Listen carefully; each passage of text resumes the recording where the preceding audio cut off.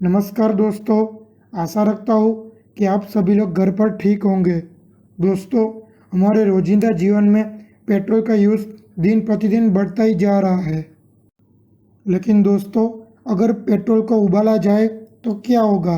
क्या ऐसा करने से पेट्रोल में आग लग जाएगी या फिर पेट्रोल बास बनकर उठ जाएगी? इसके अलावा हम जानेंगे कि अगर पेट्रोल को फ्रिज में रखा जाए तो क्या होगा। इनके बारे में नहीं जानते हो ना, तो कोई बात नहीं, आज की ये वीडियो देखते रहिए। आज की ये वीडियो में मैं आपको इसी टॉपिक पर बात करूँगा। लेकिन दोस्तों, शुरू करने से पहले अभी तक आपने मेरी चैनल सब्सक्राइब नहीं की है तो सब्सक्राइब कर दीजिए और बाजू में दिए गए बेल आइकन पर क्लिक कर दीजिए, जिससे मेरे आने वाली सभी technical and non technical video की नोटिफिकेशन जल्दी से मिले। दोस्तों, सब्सक्राइब करना बिल्कुल फ्री है और जिन जिन लोगों ने सब्सक्राइब किया है उनका बहुत बहुत धन्यवाद। तो चलो शुरू करते हैं। दोस्तों, सबसे पहले मैं आपको बता दूं कि पेट्रोल एक बेहद ज्वलनशील पदार्थ है, यानी कि यह तुरंत आग पकड़ता है। लेकिन मोस्ट ऑफ लोग ये बात सोचा ही नहीं होगा कि पेट्रोल को उबाला जाए तो क्या होगा। पेट्रोल को उबाला जाए तो क्या होगा, इनके बारे में जानने के लिए सबसे पहले आपको ये दो चीज़ें समझनी होगी। पहला है फ्लैश पॉइंट और दूसरा है ऑटो इग्निशन तापमान। तो अब आप लोग सोचेंगे कि ये फ्लैश पॉइंट और ऑटो इग्निशन टेम्परेचर क्या है।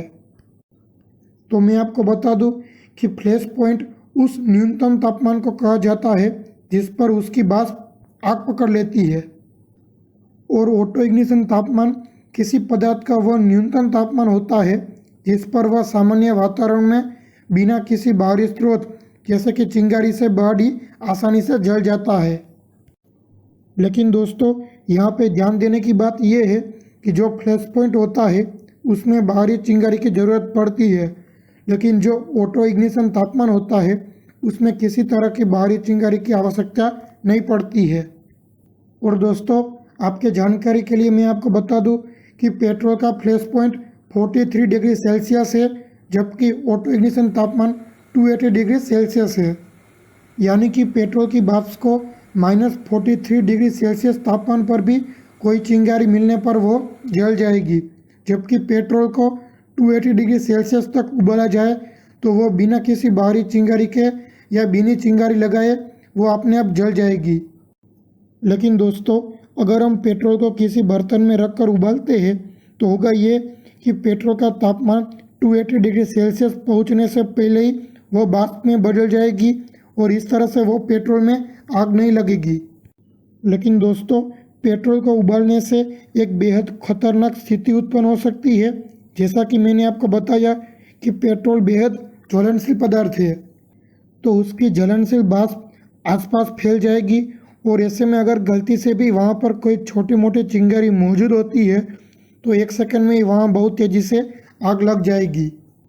और दोस्तों, पेट्रोल को किसी साधारण गैस चूल्हे पर उबाल ही नहीं सकते, क्योंकि ऐसा करने से पेट्रोल की वाष्प साधारण चूल्हे से निकलने वाली आग के संपर्क में आसानी से आ सकती है और वह जल सकती है। लेकिन ऐसा इंडक्शन चूल्हे पर ज़रूर किया जा सकता है। ऐसा इसलिए क्योंकि उसमें से आग या चिंगारी नहीं निकलती है। और दोस्तों, मैं आपको यही सलाह दूंगा कि आप ऐसा खतरनाक प्रयोग करने की कोशिश कभी भी न करें, क्योंकि ये आपके लिए और आपके फैमिली के लिए बहुत खतरनाक साबित हो सकता है। अब बात कर लेते हैं हमारे दूसरे मेन पॉइंट के बारे में कि अगर पेट्रोल को फ्रीजर में रखा दिया जाए तो क्या होगा।